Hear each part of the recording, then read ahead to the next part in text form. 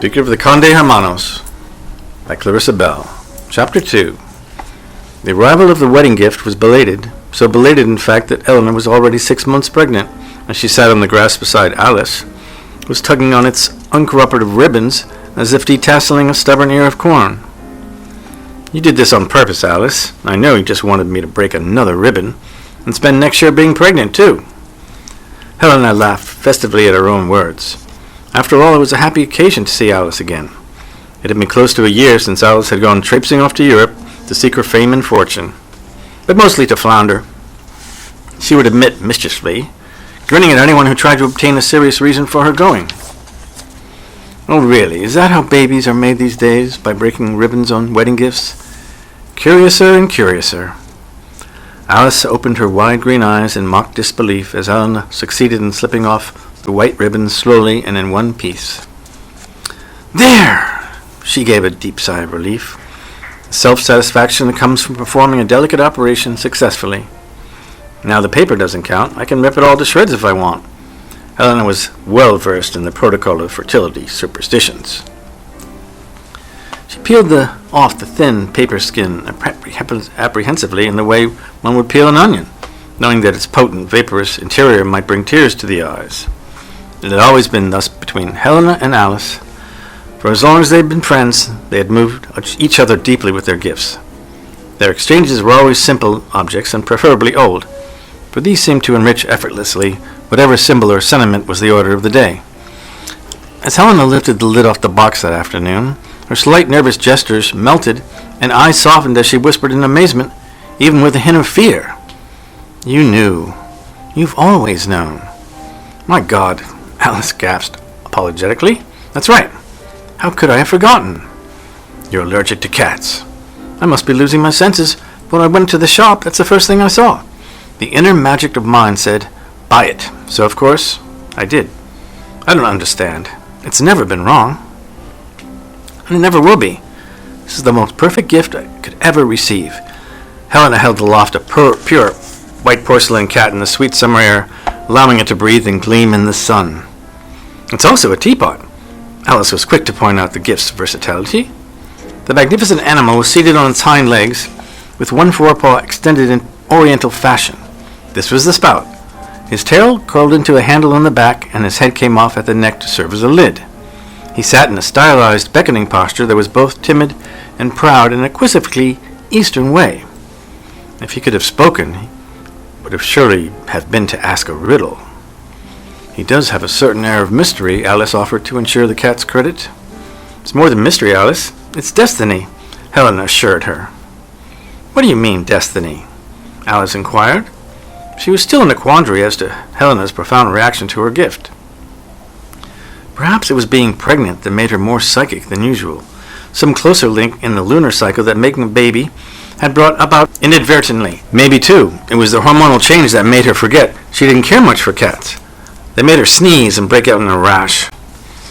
"Come in for a cup of chamomile? There's someone I want you to meet." And that was all Helena could say until she opened the front door and ushered Alice across the threshold of her bungalow. "Lysander works mostly at home," she said, explaining the array of photos and negatives on the floor, as well as the long streamers of developed film hanging like laundry across the room. Alice didn't notice the clutter, however, nor did she hear the remark. Her attention was riveted on another pure white feline draped languidly across the windowsill. "A white lion," Alice murmured. "Exactly what I said," Helen agreed. "Lysander was shooting on the beach one evening and found him all alone. He was much smaller than he is now. He named him Crescent after the phase of the moon that night, and I brought him home. I think he's enchanted. He's brought us nothing but good fortune and fertility," Helena said, patting her swollen womb as to indicate the proof of the pudding. "Is he friendly?" Alice inquired. "Extremely discriminating, but I can tell he's fond of you."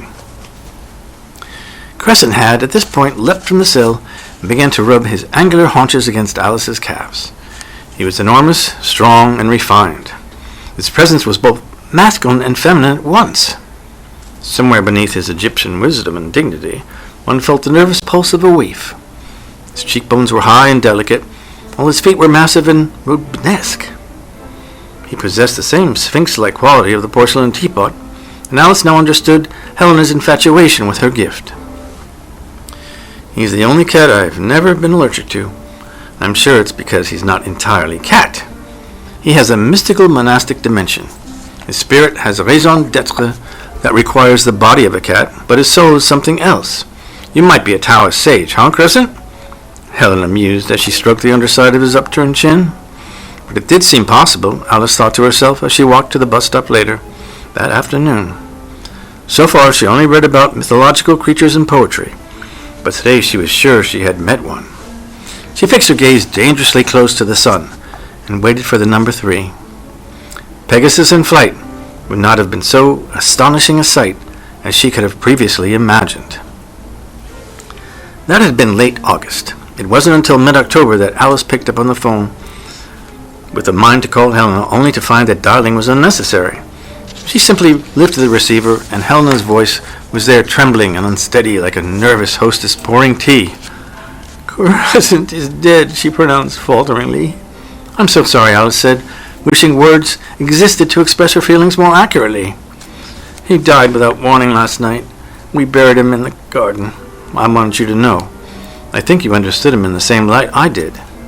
Helena sounded far away, as if she were calling from a phone booth on another planet. "What can I do?" "Nothing, you know. I'm not as sad as I was last night. I'm beginning to feel simply glad that he was with us for the brief time that he was. He didn't have to come at all, really, to anyone. But he did, and I was lucky he chose me. I think you were too, and I'm sure he'll return and that you'll recognize him when he does."